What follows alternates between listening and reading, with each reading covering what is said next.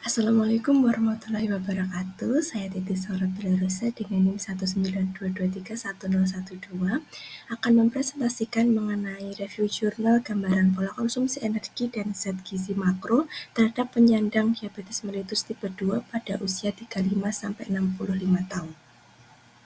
Berikut merupakan identitas jurnal yang saya gunakan dengan penulis Nur Habibatus Sholihah dan kawan-kawan. Penerbitnya Gisda Media Journal volume 4 nomor 2 pada April 2023 yang diterbitkan oleh Program Studi Gizi Fakultas Kesehatan Universitas Muhammadiyah Gresik.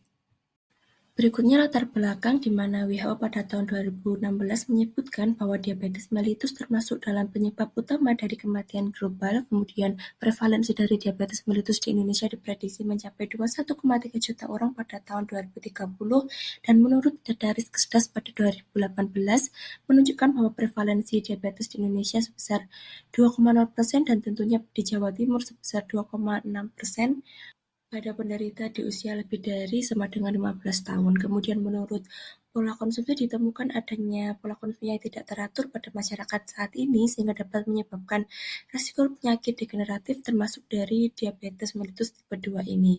Oleh sebab itu dilakukan estimate food record terhadap pola konsumsi pasien diabetes mellitus tipe 2 karena merupakan metode yang menggambarkan asupan energi dan zat gizi yang mendekati kondisi nyata. Terkait dengan tujuan penelitian yaitu untuk mengetahui pola konsumsi energi dan zat gizi makro pada penyandang diabetes mellitus tipe 2 dengan menggunakan metode estimate food record untuk menilai asupan tersebut. Kemudian metodenya jenis penelitian menggunakan kuantitatif dengan desain deskriptif observasional. Lokasinya yaitu rumah responden di Kabupaten Gresik dan Kota Surabaya pada waktu penelitian Mei hingga September dengan sampel pasien diabetes mellitus tipe 2 sesuai kriteria inklusi dan eksklusi untuk instrumen pengumpulan datanya yaitu questionnaire food record dan menggunakan EasyTouch GCU kemudian analisis data dengan SPSS. Berikutnya hasil dari penelitian menunjukkan terkait dengan karakteristik penderita diabetes mellitus berdasarkan jenis kelamin menunjukkan bahwa mayoritas responden berjenis kelamin perempuan sebesar 55%. Kemudian terkait dengan karakteristik penderita diabetes mellitus berdasarkan usia, rata-rata penyandang diabetes mellitus berusia 54,2 tahun dengan standar deviasi sebesar 8,829.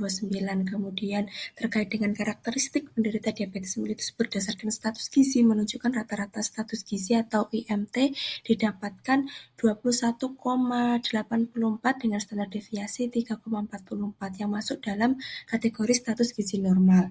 Kemudian terkait dengan karakteristik penderita diabetes mellitus berdasarkan pemeriksaan glukosa darah awal menunjukkan rata-rata kadar glukosa adalah 287,05 mg per dl dengan standar deviasi 114,548. Hasil persentase pola konsumsi energi dan zat gizi makro dari penderita diabetes mellitus tipe 2 menunjukkan bahwa rata-rata konsumsi energi responden sebesar 982 dengan standar deviasi 143 kilokalori yang menunjukkan bahwa energi yang dikonsumsi masih masuk dalam kategori kurang dari rata-rata kebutuhan energi. Kemudian pada zat gizi makroprotein menunjukkan bahwa rata-rata konsumsi protein responden sebesar 44 gram dengan standar deviasi sebesar 6 gram yang menunjukkan bahwa kategorinya masih tergolong kurang dari kebutuhan protein. Sedangkan pada lemak menunjukkan rata-rata konsumsi sebesar 39 gram dengan standar deviasi 8 gram yang menunjukkan bahwa konsumsi lemak responden dapat dikategorikan cukup dari kebutuhan lemak, sedangkan pada karbohidrat menunjukkan rata-rata konsumsi sebesar 126 gram dengan standar deviasi 21 gram yang masuk dalam kategori kurang dari kebutuhan karbohidrat. Berdasarkan hasil dari pembahasan tersebut menunjukkan kesimpulan bahwa asupan energi, protein, karbohidrat pada pasien diabetes mellitus tipe 2 yang berusia 35 hingga 65 tahun di Gresik dan Kota Surabaya kurang dari 80% kebutuhan, sedangkan pada asupan lemak menunjukkan kategori cukup dengan lebih dari sama dengan 80%. Kemudian penelitian juga menunjukkan bahwa penyandang diabetes mellitus tipe 2 ini cenderung membatasi konsumsi, namun terkait dengan pembatasannya masih belum seimbang.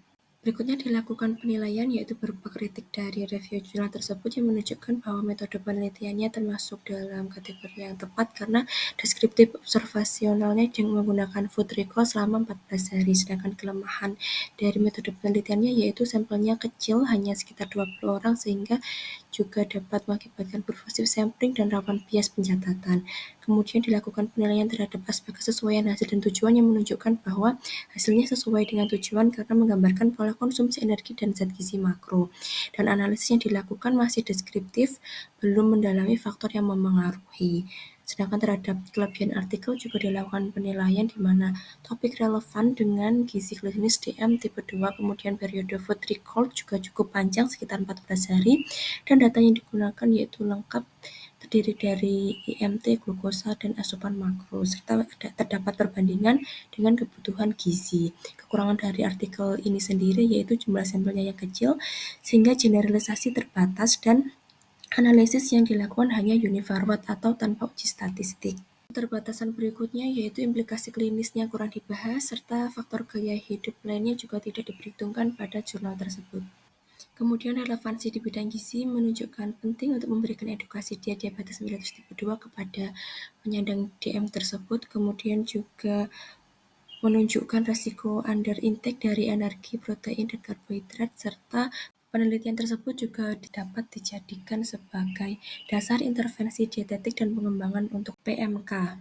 Selanjutnya, saran untuk penelitian tersebut yaitu perlu dilakukan penelitian dengan jumlah sampel yang lebih besar supaya hasilnya lebih representatif, dan perlu dilakukan edukasi gizi seimbang kepada penyandang diabetes tipe 2 agar pembatasan konsumsi tidak menyebabkan kekurangan energi dan zat gizi makro lainnya yaitu protein dan karbohidrat. Kemudian berikut merupakan daftar pustaka yang saya gunakan. Sekian presentasi dari saya, bila ada kurang lebihnya mohon maaf. Terima kasih. Wassalamualaikum warahmatullahi wabarakatuh.